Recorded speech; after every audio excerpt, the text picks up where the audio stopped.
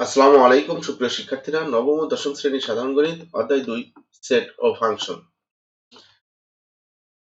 এ প্রশ্নে ইউ একটি সার্বিক সেট গঠন পদ্ধতিতে দেওয়া আছে x such that x belongs to n, x যেন স্বাভাবিক সংখ্যা, x যেন স্বাভাবিক সংখ্যা এবং x বিজোড় সংখ্যা। এ একটি সেট দেওয়া আছে, এর উপাদানগুলো স্বাভাবিক সংখ্যা 7 থেকে ছোট এবং বিজোড়। বি এই সেটের উপাদানগুলো স্বাভাবিক সংখ্যা x belongs to n আছে এবং 7 থেকে ছোট এবং জোড় সংখ্যা। সি সেটটি হলো স্বাভাবিক সংখ্যার সেট এবং 3 থেকে ছোট বা 3 এর সমান মৌলিক সংখ্যাগুলো। ক নম্বর এ ও বি কে তালিকা পদ্ধতিতে প্রকাশ করো। তো প্রথম এ ও বি কে তালিকা পদ্ধতিতে প্রকাশ করতে গেলে আমাকে সার্বিক সেট ইউ সহ তালিকা পদ্ধতিতে প্রকাশ করতে হবে। এই প্রশ্নের সার্বিক সেট ইউ কে তালিকাবদ্ধ প্রকাশ করে তারপর এ ও বি কে করতে হবে, কারণ আলোচনাধীন সকল সেটগুলোই এই সার্বিক সেটের উপসেট হতে হবে, নইলে সেট হতে পারবে না। এখানে ইউ আছে হচ্ছে স্বাভাবিক সংখ্যার সেট এবং যে স্বাভাবিক সংখ্যাগুলো বিজোড় সংখ্যা, তার মানে ইউ সেটটির কোনো নির্দিষ্ট সীমা নেই, শুধুমাত্র বিজোড় সংখ্যাগুলো এই সীমাটাই আছে। সকল বিজোড় সংখ্যা স্বাভাবিক সংখ্যা। স্বাভাবিক সংখ্যা হলো গণনাযোগ্য সংখ্যা,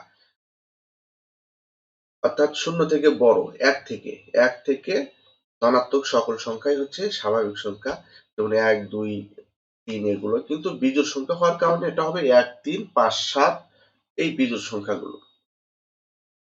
এটা অসীম পর্যন্ত সকল বিজোড় সংখ্যা। তাহলে এ সেটের উপাদানগুলো হলো স্বাভাবিক সংখ্যা কিন্তু 7 থেকে ছোট বিজোড় সংখ্যা। 7 থেকে ছোট বিজোড় সংখ্যা হলো 1, 3, 5। তাহলে এ সেটের সদস্য বা উপাদানগুলো হবে 1, 3, 5। বি সেটটি হলো স্বাভাবিক সংখ্যার সেট। এখানে আছে x such that x belongs to n, x 7 থেকে ছোট এবং জোড় সংখ্যা। তো সেক্ষেত্রে হয় হচ্ছে 2, 4, 6। কিন্তু এই 2, 4, 6 সার্বিক সেট ইউ এর অন্তর্ভুক্ত না হওয়ার কারণে বি সেটটি শুধু হবে ফাঁকা সেট। বি সেট হবে ফাঁকা সেট। এই জায়গায় তোমাদের অনেকেরই ভুল হতে পারে, কারণ তোমরা এখানে জোড় সংখ্যা দেখে 7 থেকে ছোট জোড় সংখ্যা দেখে অনেকেই হয়তো 2, 4, 6 দিয়ে অঙ্কটা করে ফেলবে। এই অঙ্কটা ছোট অঙ্ক, কিন্তু এই ভুলটার কারণে অঙ্কটা ভুল হতে পারে। কিন্তু 2, 4, 6 এই তিনটি স্বাভাবিক সংখ্যা 7 থেকে ছোট, এটা ঠিক আছে, কিন্তু বি সেটে এদেরকে অন্তর্ভুক্ত করা হবে না। কেন করা হবে না?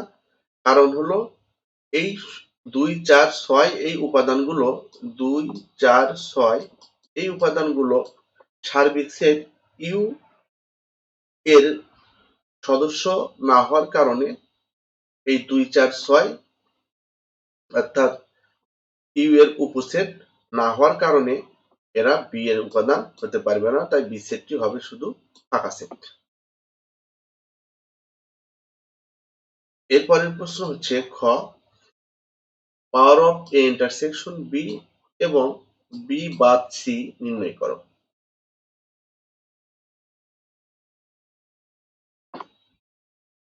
ক হতে প্রাপ্ত ইউ বা সার্বিক সেট 1, 3, 5, 7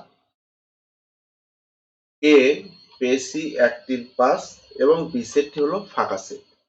এখানে সি সেটটাও নির্ণয় করে নিতে হবে। সি সেট দেওয়া ছিল আমাদের স্বাভাবিক সংখ্যার সেট, 3 এর সমান বা 3 থেকে ছোট মৌলিক সংখ্যা। 3 এর সমান বা 3 থেকে ছোট মৌলিক সংখ্যা হলো শুধু 3।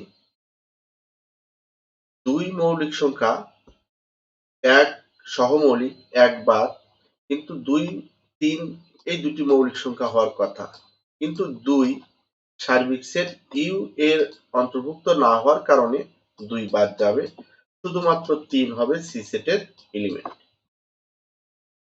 তাহলে এ ইন্টারসেকশন বি নির্ণয় করতে গেলে এ এর উপাদান হলো 1 3 5 ইন্টারসেকশন ফাঁকা সেট। এই সি সেটের উপাদানগুলো আবারও বলি। এখানে মৌলিক সংখ্যা তোমাদের মনে হতে পারে 1 2 এবং 3, 1 থেকে 3 এর মধ্যে, কিন্তু 1 এটি সহমৌলিক হওয়ার কারণে এটা বাদ, 2 এটি ইউ এর অন্তর্ভুক্ত না হওয়ার কারণে এটিও বাদ, তার মানে সি সেটের উপাদান হবে শুধু 3।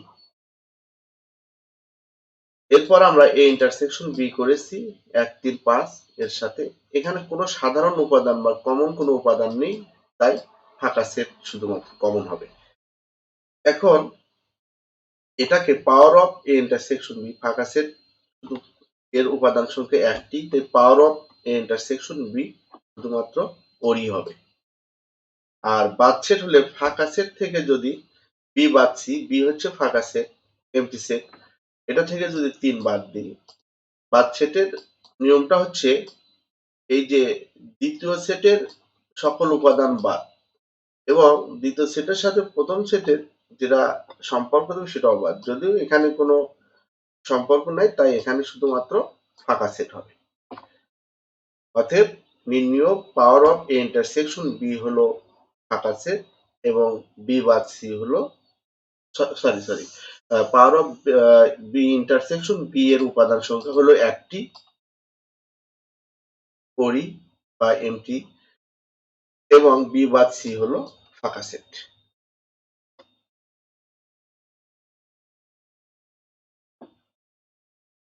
এরপরের প্রশ্ন হচ্ছে, দেখাও যে A intersection B cross B এবং এ ক্রস বি এর সাথে ক্রস গুণ সি ক্রস বি করতে হবে। তো এটা করার জন্য আমাদের সেটগুলো কি কি লাগবে? অবশ্যই আমাদের সার্বিক সেট প্রথম লিখে রাখতে হবে, 1 3 5 7।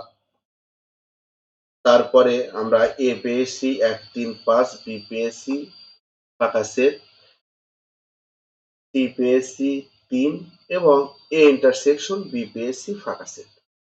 এখন যদি আমরা এ ক্রস বি করি, এর উপাদান 1 3 5 এর সাথে ক্রস গুণ করতে হবে বি এর। তো এখানে ক্রস গুণের নিয়ম হচ্ছে, এখানে ক্রোমোজোর সেট হতো, কিন্তু বি সেটের কোনো উপাদান না থাকার কারণে এটা শুধু ফাঁকা সেট হতো। আবার সি ক্রস বি, ক্রস গুণের নিয়ম হচ্ছে প্রথম সেটের উপাদান সাথে দ্বিতীয় সেটের উপাদানগুলো ক্রোমোজোর আকারে হয়, ক্রোমোজোর সেট হয়, জোড়ায় জোড়ায় পাই। যেমন এখানে যদি 1 থাকতো তাহলে 3 1 একটি জোড়া হতো, এখানে যদি আরো 2 থাকতো তাহলে 3 2 এরকম করে জোড়া জোড়া হয়ে তারপর সেট হতো।